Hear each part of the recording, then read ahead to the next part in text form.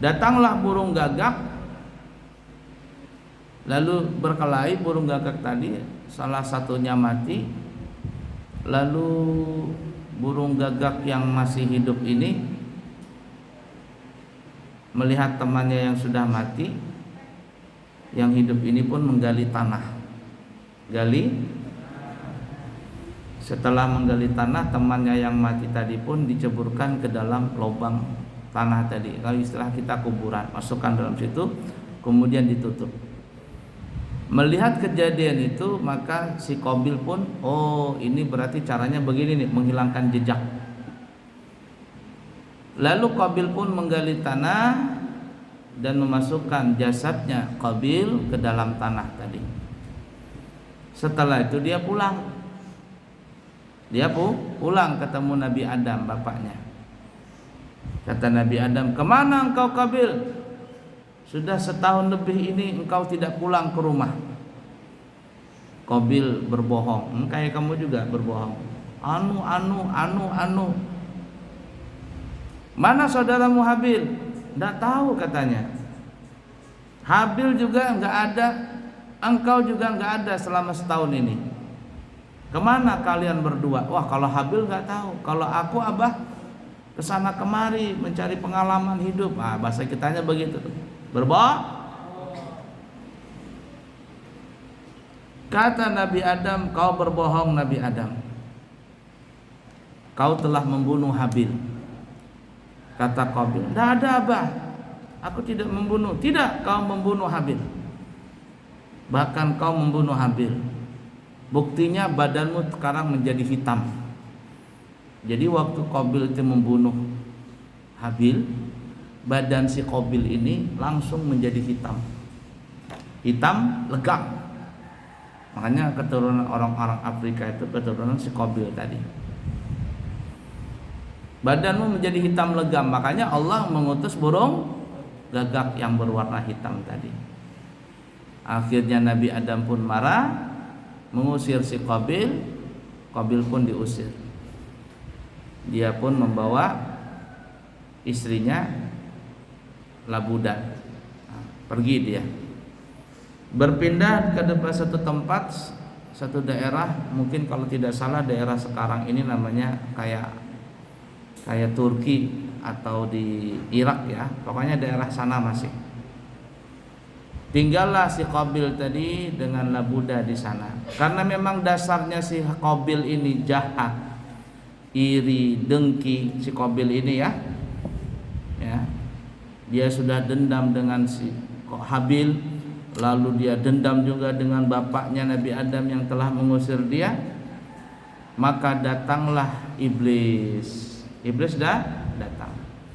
Lalu dia bilang, si iblis tadi, Qabil, kamu enggak nyembah Tuhan kah? Kata Qabil, memang Tuhanku ada. Ada Tuhanmu. Emang Tuhanku siapa? Nah, coba kamu pikirkan, kira-kira siapa Tuhanmu? Enggak tahu katanya. Bahasa kitanya nih.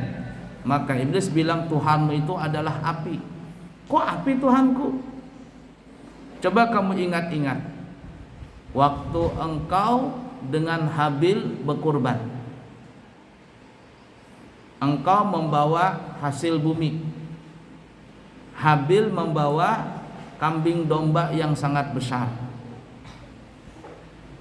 Lalu tandanya diterima kurbannya seseorang itu adalah datangnya api dari langit. Siapa yang menerima kurbannya Habil itu? Katanya api. Nah, oleh karena itu Tuhanmu itu sebenarnya api. Karena yang menerima kurbannya Habil adalah api.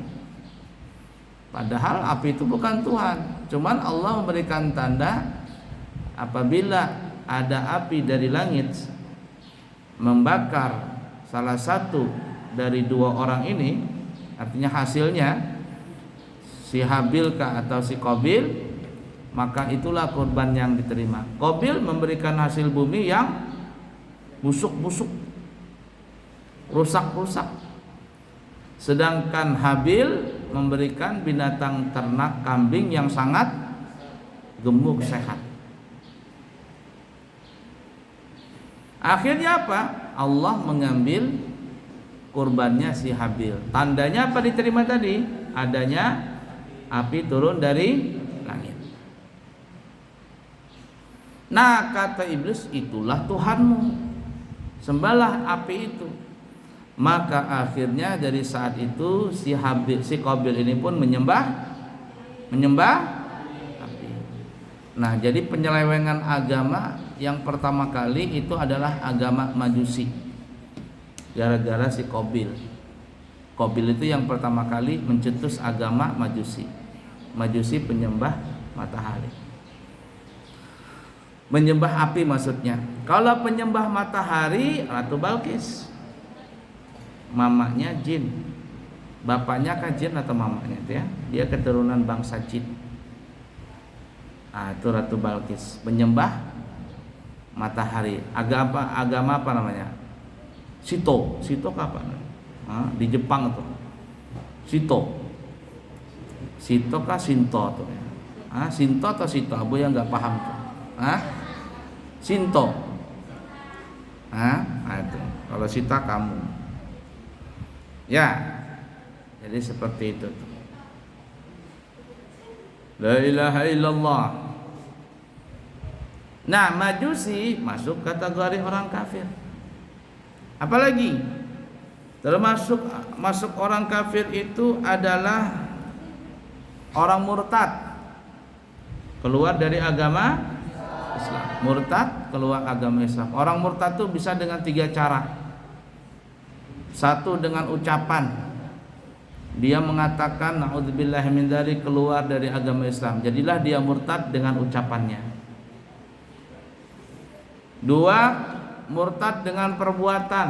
Ucapannya mungkin nggak ada bilang, tapi dia mengerjakan sesuatu ritual ibadah agama lain. Dia pakai baju orang agama lain, lalu ikut beribadah ritual agama lain, maka orang ini disebut murtad dengan sebab perbuatannya. Yang ketiga, orang murtad dengan niat. Jadi dalam hati ada niat ingin keluar dari agama Islam. Pada saat itu orang itu sudah dikatakan murtad. Apabila orang ini murtad, maka disebut orang kafir. Dan apabila dia mati dalam keadaan murtad, maka orang Islam tidak wajib membandikan, mengkafani, mensolatkan, apalagi sampai menguburkan. Tidak penting. Apalagi yang disebut orang kafir, ateis, orang yang tidak punya Tuhan, tidak punya agama, tidak punya Tuhan. Di luar negeri, di Eropa dikatakan agama apa yang paling banyak? Agama yang paling banyak dianut oleh masyarakatnya adalah orang yang tidak beragama. Mungkin mereka mengatakan Kristen, tapi dalam kenyataannya mereka ateis. Mereka ateis. Ateis itu tidak mempunyai agama. Atau juga orang kita zaman dulu menyebutnya PKI. Karena PKI tidak punya agama. Komunis. PKI Partai Komunis Indonesia. Nah, jadi semua kategori yang kita sebutkan tadi masuk namanya orang kafir. Dan orang kafir ini tidak sah berwudu. Kenapa? Karena wudu memerlukan niat, sedangkan wudu itu ibadah. Ibadah ini tidak sah kecuali dengan niat. Makanya orang yang non muslim alias kafir tadi tidak sah walaupun dia berwudu, karena wudu memerlukan niat. Wallahu a'lam.